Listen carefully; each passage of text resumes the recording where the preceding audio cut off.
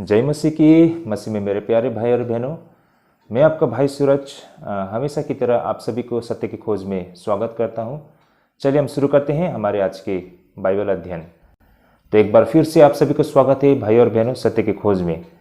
आज का जो हमारा बाइबल अध्ययन करने का रहेगा वो प्रेरित का काम 2 अध्याय 42 पद से 47 पद तक रहेगा। Act chapter 2 verse 42 up to 47। काफ़ी रोचक विषय रहेगा भाई और बहनों। हमारा जो आज का विषय रहेगा प्रारंभिक कलीसियाओं के विशेषताएं। भाई और बहनों, the characteristics of the church. तो प्रारंभिक समय के जो कलीसिया होते थे, अर्ली चर्चेस, है ना, जो शुरुआती दौर के जो कलीसिया थी, प्रेरितों के समय में जो कलीसिया होते थे, उस समय के कलीसिया की कौन सी विशेषताएं थी, आज उसे हम समझने जा रहे हैं। और आज के समय के जो कलीसिया है उसके साथ हम तुलना करके देखते हैं कि आज हम वास्तव में कहाँ पर है। शुरुआती दौर की कलीसिया कहाँ थे और आज हम कहाँ हैं, कितनी अंतर हमें दिखाई पड़ती है और हम क्या सीख सकते हैं। और उन पुराने ज़माने के जो कलीसिया थे ना, जो अर्ली चर्चेस थे, जो प्रारंभिक समय के जो कलीसिया थे, उससे हम क्या प्रेरणा ले सकते हैं, इस पर आज हम अध्ययन करेंगे।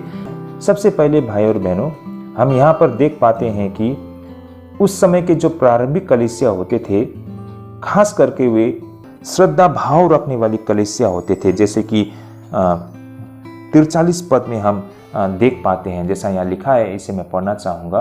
और सब लोगों पर भय छा गया और बहुत से अद्भुत काम और चिन्ह प्रेरितों के द्वारा प्रकट होते थे, जैसा कि यहाँ पर कहा गया है। भाई और बहनों, उस वक्त के कलीसिया में आमतौर पर भाई और बहनों वास्तव में चमत्कार होती थी, जैसा कि यहाँ पर 43 पद में कहा गया है ना कि और सब लोगों पर भय छा गया ना, और बहुत से अद्भुत काम और चिन्ह प्रेरितों के द्वारा प्रकट होते थे, ऐसा कहा गया है। तो सचमुच भाई और बहनों, उस जमाने में जो चमत्कार कलीसिया में होती थी वो वास्तविक थी। भाई और बहनों, जब हम परमेश्वर से महान चीज़ों की उम्मीद करते हैं और फिर परमेश्वर के लिए महान चीज़ों को करने के लिए हम प्रयास करते हैं, तो वो चीज़ें वास्तव में होती हुई हमको दिखाई पड़ती है। ये भाई और बहनों आपकी विश्वास और परमेश्वर पर भरोसे को दिखाती है ना। यहाँ से हमें ये भी समझ आती है कि और भी अद्भुत कामों को होते हम देख पाएंगे अगर हम मानते हैं कि परमेश्वर और हम मिलकर उन्हें पूरा कर सकते हैं। यानी कि परमेश्वर में आप विश्वास भरोसा करते हो तो उन सारे अद्भुत कामों को आज भी हम अपने व्यक्तिगत जीवन में, अपने कलीसिया में होते हुए देख पाएंगे, और उससे ही हम परमेश्वर में भरोसा रखना भी कहते हैं भाई और बहनों।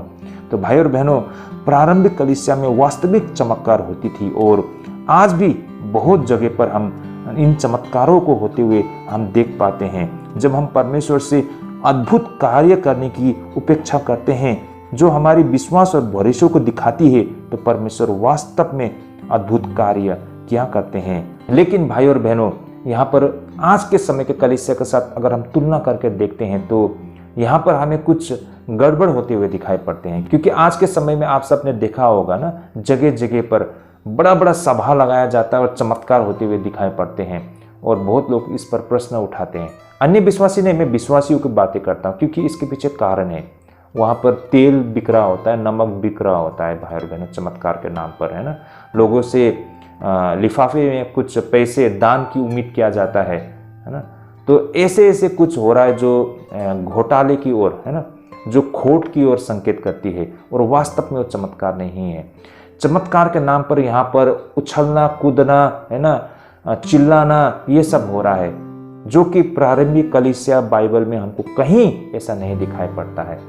परमेश्वर तो शांत कर देते, इवन दुष्ट आत्मा जो चिल्ला रहे होते उसे शांत कर देते हैं। और यहाँ तो विश्वासी चिल्ला रहे हैं, चीख रहे हैं, मतलब ऐसे व्यवहार कर रहे हैं कि उसके सामने जाने में डर लगता है। भाई और बहनों, ये क्या है भाई और बहनों? ये एक कॉपी करना होता है, पवित्र आत्मा के कार्य को नकल करना होता है भाई और बहनों, वही चल रहा है यहाँ पर। तो ये फर्क है भाई और बहनों। बेशक आज के समय में भी कलीसिया में चमत्कार हो रही है। मैंने खुद कुछ दिन पहले मैंने अपने कलीसिया में अनुभव किया है। हमारे कलीसिया के भाई, है ना, वो बहुत बीमार थे, बुरी तरह से बीमार थे। मेरे को तो नहीं लग रहा था, मेरे को उम्मीद ही नहीं थी कि वो भाई अपने बिस्तर से खड़े हो पाएंगे, है ना, क्योंकि उनका शरीर में बहुत बीमार हो चुका था, बहुत पुराना बीमार भी है। और कुछ एक्सीडेंट की वजह से उस पर और भी गंभीर चोट आ गया था, और ऊपर से वो आर्थिक रूप से इतने मजबूत भी नहीं है जो उनका भली भांति अच्छी तरीके से ट्रीटमेंट हो पाए। ट्रीटमेंट करने के लिए गए भी थे, लेकिन रुपया पैसे के कमी के कारण वे लोग लौट आ गए थे। तो भाई और बहनों, ऐसे दशा में थे कि मेरे को नहीं लग रहा था कि कोई भी उम्मीद हो, लेकिन हम सबने प्रार्थना की, निरंतर प्रार्थना की। दूसरे मंडली के लोगों ने भी प्रार्थना किया, और पिछले हफ्ते से वो कलीसिया में खुद पैदल चल के आने शुरू हो गए। हर कोई चकित हो गया ना, तो ये कैसे हो पाया है? ना उनको प्रॉपर ट्रीटमेंट मिला है ना उनके पास रुपया पैसा था, ना उनको अच्छी तरह से देखभाल हो पाया हो, लेकिन फिर भी भाई और बहनों, उनके परिवार के शायद सहयोग से और विशेष प्रभु का आशीष, क्योंकि हमने निरंतर प्रार्थना की थी, उसका उत्तर मिला। तो देखिए भाई और बहनों, ये चमत्कार आज भी होते हैं, है ना, ये हो रही है। तो व्यवहारिक चमत्कार, वास्तविक चमत्कार बेशक बहुत कम होते हैं, लेकिन होते हैं आज भी। लेकिन उस जमाने के समय में तो आमतौर पर व्यवहारिक चमत्कार हमको ज़्यादा दिखाई पड़ता था, आज की तरह नहीं, जहाँ पर ज़्यादातर चमत्कार के नाम पे नकल कर रहा है शैतान और लोगों को भरमाने के लिए कोशिश किया जा रहा है। तो ये सब चीज़ है ना, तो इनको भी आज हमें समझने की आवश्यकता है। आगे जैसे कि यहाँ पर कहा गया है ना, उन चमत्कारों को देखकर सब लोगों पर ना जैसे कि भय छा गया है, ऐसा कहा गया है। यहाँ विश्वासियों द्वारा उत्साह और भय दोनों को महसूस किया गया था। देखा जाए तो पुराने नियम में लेखकों ने अक्सर परमेश्वर के भय शब्द का प्रयोग किया है ना, मतलब कहा जाता है ना, इवन इनफैक्ट आज भी हम कहते हैं ना कि परमेश्वर का भय मानना हमें बहुत जरूरी है। तो ये भय का मतलब क्या है? क्या ये डर है ना? परमेश्वर के निकट जाने से डरना है? अगर हम डरेंगे तो फिर प्रभु के निकट कैसे जा पाएंगे, है ना? तो इसके मायने क्या है? इससे हम किस तरह समझ सकते हैं भाई और बहनों? भाई और बहनों, इसका मतलब यह नहीं है कि लोग परमेश्वर से उस समय डरते थे, बल्कि परमेश्वर का भय का मतलब था कि लोग परमेश्वर का सम्मान करते थे। ये श्रद्धा थी भाई और बहनों, ये परमेश्वर के प्रति उनकी श्रद्धा थी। परमेश्वर भाई और बहनों वो भला है, शक्तिशाली है, वो पवित्र है ना, और उसकी सम्मान करना, पूरी गंभीरता से परमेश्वर की सम्मान करना बहुत ही जरूरत है भाई और बहनों। परमेश्वर बिल्कुल पवित्र है, हम उसे हल्के से नहीं ले सकते हैं। दुख की बात है, आज हम परमेश्वर को बहुत हल्के से लेते हैं, है ना। हम विश्वासी इसको मजाक बना देते हैं, ऐसे हरकत करते हैं जो उस पवित्रता पर हम दाग लगाने के लिए कोशिश करते हैं। ऐसा हम क्यों कहते हैं भाई और बहनों? बहुत सारे लोग बाथरूम जाते हैं और आकर हाथ तक नहीं धोते हैं, उसी हाथों से वो फिर प्रभु भोज लेते हैं या बाइबल खोलते हैं, है ना। भाई और बहनों, देखिए, आपके हाथ धोने से आप पवित्र हो जाएंगे ऐसा नहीं है, लेकिन ये दिखाता है कि आप कितना सीरियस हो, कितने गंभीर हो, है ना, कितना सम्मान देते हो। लोग बोलते हैं मन साफ होने से हो गया ना, बाहर मैला होने से भी क्या हो गया। ये बात सही है, व्यवहारिक है, लेकिन जिसका मन साफ होता है ना, वो बाहर से भी साफ रहने के लिए कोशिश करते हैं। ये तो एक एक्सक्यूज है ना, ये तो एक बहाना है कि ये बोल देंगे कि दिल साफ होने से हो गया, बाहर कुछ भी हो चलेगा। ये तो एक बहाना है, लेकिन जो आदमी सचमुच दिल से साफ है, वो बाहर से भी साफ रहने के लिए कोशिश करता है। देखिए भाई और मैं ऐसा क्यों कहता हूँ, बहुत सारे लोग ऐसे होते हैं ना, आज के समय में चर्च में आते हैं, चर्च के अंदर आते समय मुंह में वो कुछ खा के आ रहे हैं, खा रहे हैं, मुंह के अंदर कुछ डाला हुआ, ठूसा हुआ, चपा रहे हैं उसे, और चर्च के अंदर बैठा है। कुछ लोग तो मुंह के अंदर में गुटखा डाल के आए हैं, कुछ लोग खैनी डाल के आए हैं मुंह के अंदर, और पवित्र चर्च के अंदर में वो आराधना करना चाहते हैं परमेश्वर का, मुंह के अंदर में ये सब चीज डाल के, जो ऐसे भी वो गंदा चीजें, बुरा चीजें, और पवित्र भवन में परमेश्वर की आराधना करते समय ये सब मुंह में डाल के आते हैं। वास्तव में होना चाहिए था कि आपको तो नहा धो के फास्टिंग करके आना चाहिए, लेकिन नहीं हो पाता है, तो कम से कम परमेश्वर का सम्मान तो दीजिए। लेकिन लोग तो मुंह के अंदर खैनी डाल के, गुटखा डाल के आते हैं। भाई और बहनों, उस व्यक्ति से क्या परमेश्वर की महिमा हो पाएंगे? तो सोचिए, इमेजिन कीजिए भाई और बहनों। मैंने तो अपनी आंखों से देखा है, चर्च के अंदर ब्रेंच में बैठ के मुंह से लोग खैनी निकाल के फेंक रहे होते हैं। चर्च की जो खिड़की होते हैं, खिड़की में खैनी होता है जो निकाल के फेंका होता है वहां पर, गुटखा। सोचिए कैसे लोग होंगे भाई और बहनों, क्या होगा इनके साथ? इनके साथ क्या होना चाहिए? आप लोग क्या सोचते हो ऐसे लोगों के साथ में?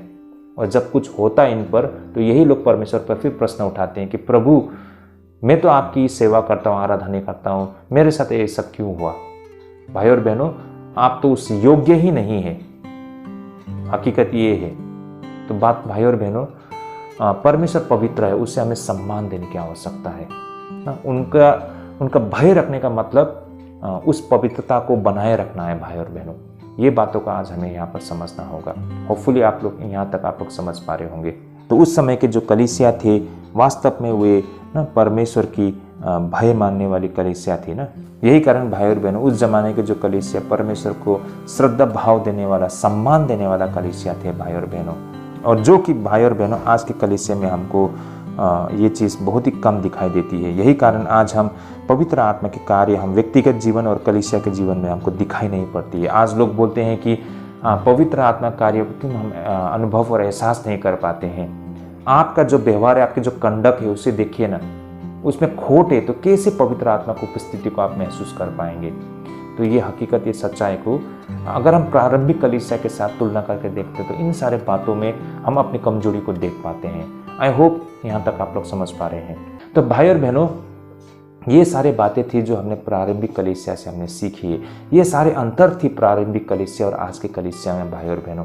अब आप जिस कलीसिया से जुड़े हो वो कलीसिया कैसे हैं, आप यहाँ पर मतलब इसको एनालाइज कर पाएंगे। आप कहाँ पर खड़े हो, किस कलीसिया के साथ खड़े हो, आपके कलीसिया में क्या चीज़ की कमी है, किस चीज़ की सुधार करने की आवश्यकता है।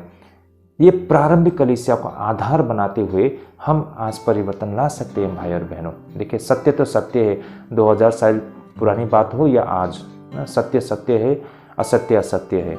भले ही उसके रूप रंग बदल गया हो, लेकिन सत्य सत्य वही है। इन बातों को हमें समझना होगा। आई होप आज के अध्ययन हम सब के लिए बहुत आशीष होगी और हम सब के लिए एक अच्छी समझ लेके आई है जो हमारे आत्मिक उन्नति के लिए बहुत मदद करेगी। तो भाई और बहनों, अगर आपको लगता है ये हेल्पफुल है तो कृपया इसे शेयर कीजिए। हर अपने दोस्तों फ्रेंडों उन तक ये सत्य पहुँच पाए ताकि वे भी इन सारी बातों को समझ पाएँ। तो चलिए भाई और बहनों, आज के लिए हम यहीं पर स्थगित करते हैं। आप सबके लिए प्रभु ढेरों आशीष करे, आप सबको प्रभु अगुवाई करे। अगले अध्ययन में हम फिर से मिलेंगे। आप सभी को जय मसीह की।